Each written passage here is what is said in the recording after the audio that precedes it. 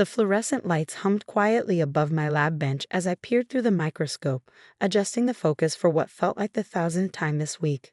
Around me, the small research facility I'd built in a converted warehouse buzzed with the sounds of centrifuges and incubators. Hardly the prestigious hospital setting my family expected a Zhang to work in. I'm Dr. Sarah Zhang, 35, and according to my family of renowned surgeons and specialists, I'm the disappointment who just does research. While they save lives in gleaming hospitals, I spent the last 7 years pursuing what they called an impossible dream, finding a new treatment approach for aggressive autoimmune disorders. Still hiding in your lab, Sarah? My Uncle Robert's voice from last week's family reunion echoed in my head. When are you going to do some real medical work like the rest of us?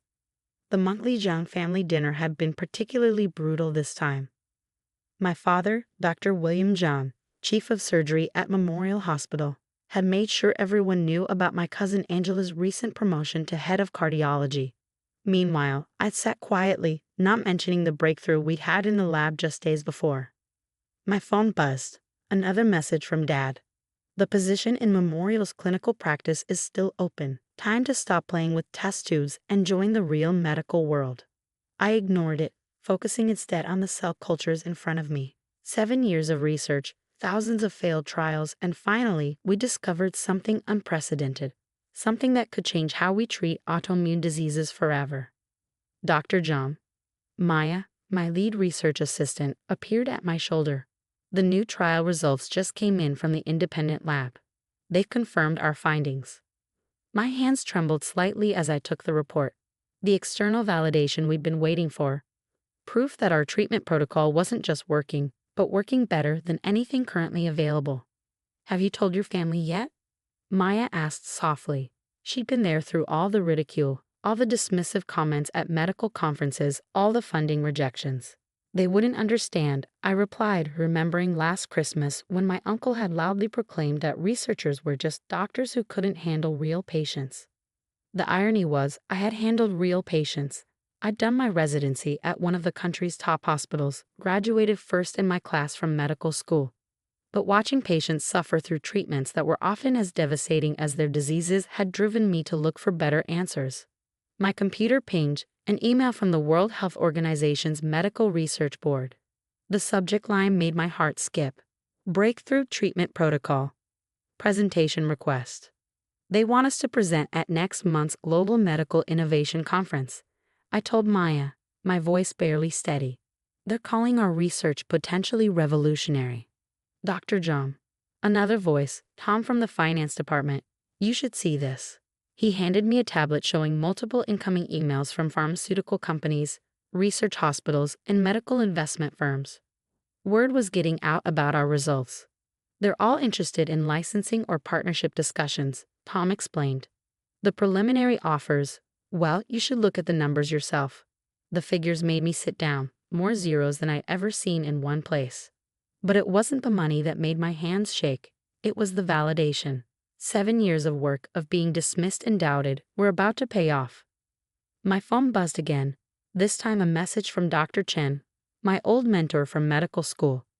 Just saw the preliminary data. This is extraordinary, Sarah. Your father called me asking about some position at Memorial. Should I tell him you're about to become one of the most important researchers in immunology? Not yet. I typed back. Let them find out with everyone else. Looking around my tiny lab, which actually occupied 20,000 square feet of meticulously organized research space, I thought about all the times my family had dismissed my work. How they'd laughed when I turned down prestigious hospital positions to pursue research. How they'd called me wasteful for investing my inheritance in building this facility. The door chimed, courier delivery, the formal invitation to speak at the Pew conference along with the conference schedule. My presentation was slated for the main hall, right after the keynote address. Dr. John, Maya called from the culture room, the Japanese research team is on the line. They're calling our protocol a paradigm shift in autoimmune treatment. Another email notification. The New England Journal of Medicine wanted to fast-track our paper for their next issue. 7 years of work was about to change the face of medicine. And my family still thought I was hiding from real medical work. My phone buzzed one more time, the family group chat announcing another dinner next week. celebrating Angela's new department leadership role. The message read, "Everyone must attend." I smiled, thinking about the POO conference happening the same week, about the pharmaceutical company offers sitting in my inbox, about the patients who would soon benefit from our breakthrough. Maya, I called, book tickets for the whole research team to Geneva. It's time to show the world what playing with test tubes can really accomplish. As I returned to my microscope, I thought about my grandfather's words when I first told him I wanted to pursue research. Sometimes the biggest impact comes from the quietest work. Little did my family know, their failed researcher was about to revolutionize their entire field, and I was going to enjoy every minute of their realization. The World Health Organization's conference hall in Geneva buzzed with anticipation. Thousands of the world's top medical professionals filled the auditorium, many watching the live stream screens in overflow rooms. My research team sat in the front row, Maya giving me a thumbs up as I adjusted my microphone. And now, the conference chair announced our special presentation on what's being called the most significant breakthrough in autoimmune treatment this decade. Please welcome Dr. Sarah Jean, presenting the neural immune interface, a new paradigm in autoimmune disease treatment. In the middle of the audience, I spotted my cousin Angela, who'd flown in representing Memorial Hospital's cardiology department. Her expression shifted from confusion to shock as she recognized me on stage. She was already pulling out her phone, no doubt messaging the family group chat.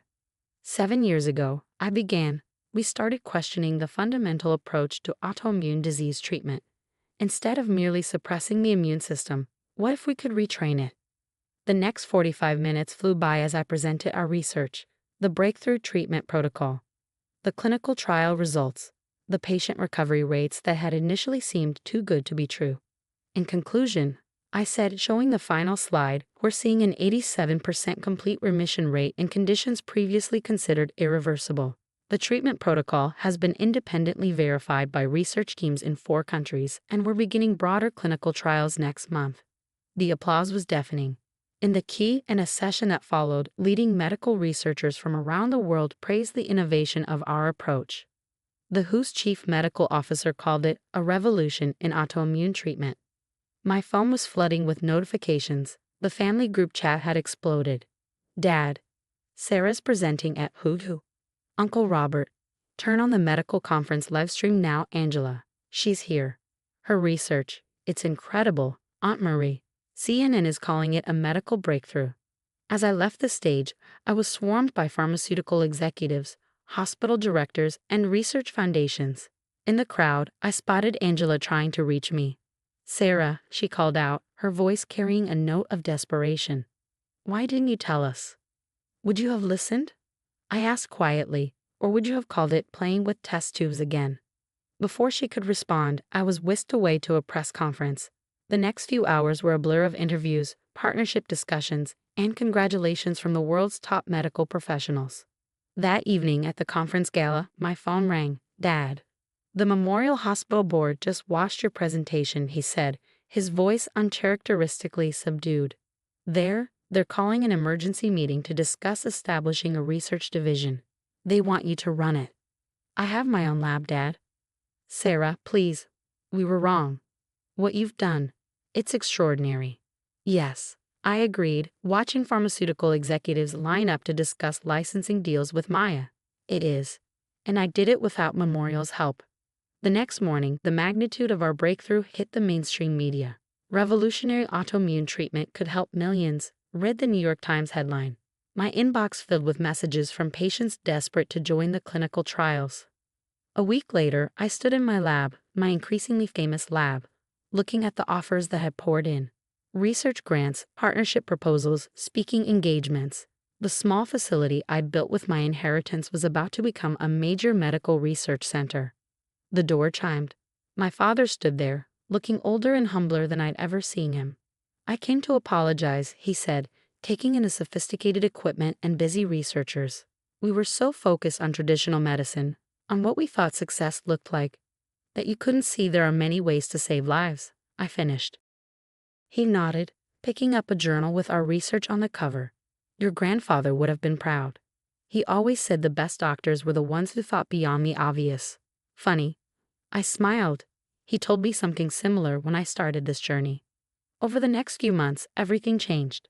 The clinical trials expanded globally. Our treatment protocol became the new standard for autoimmune disorders. Patients who'd suffered for years found hope in our research. My family's attitude transformed too. Uncle Robert stopped talking about real medical work when a patient in his own practice went into complete remission using our protocol. Angela collaborated with us on a cardiac application of our research. Even my father admitted that sometimes the quietest work makes the loudest impact. 1 year after the WHO conference, I stood in our new research facility, a state-of-the-art campus dedicated to immunology innovation. The original warehouse lab remained at its heart, a reminder of where we started. Dr. John, Maya called, excited. The latest trial results just came in. The success rate is holding steady at 89%, and we're seeing applications for other conditions we hadn't even considered. I smiled, remembering all the dismissive comments about wasting time in a lab. Now, our research was helping patients worldwide, inspiring a new generation of medical researchers, and changing how the medical community approached autoimmune treatment. My phone buzzed. A message from Dad. Saw another patient recover using your protocol today. Thank you for not listening to us. Later that evening, as I worked late in my office, I found an old photo of my grandfather in his lab from the 1960s. He'd been an innovator too, though his ideas were dismissed in his time. On the back, he'd written, "The future of medicine lies not in following paths, but in forging new ones." I pinned the photo next to our framed WHO conference presentation. Success wasn't about proving my family wrong. It was about proving my grandfather right. Sometimes the greatest medical breakthroughs come not from following tradition, but from daring to question it. The lab hummed with activity even at this late hour, researchers working on new applications of our discovery. We weren't just treating patients, we were changing the future of medicine itself. And that was worth more than all the hospital chief positions in the world. As I reviewed the latest research data, a new email arrived. The Nobel Committee requesting information about our work. I smiled, thinking of all those family dinners where they pitied the failed doctor who chose research over practice.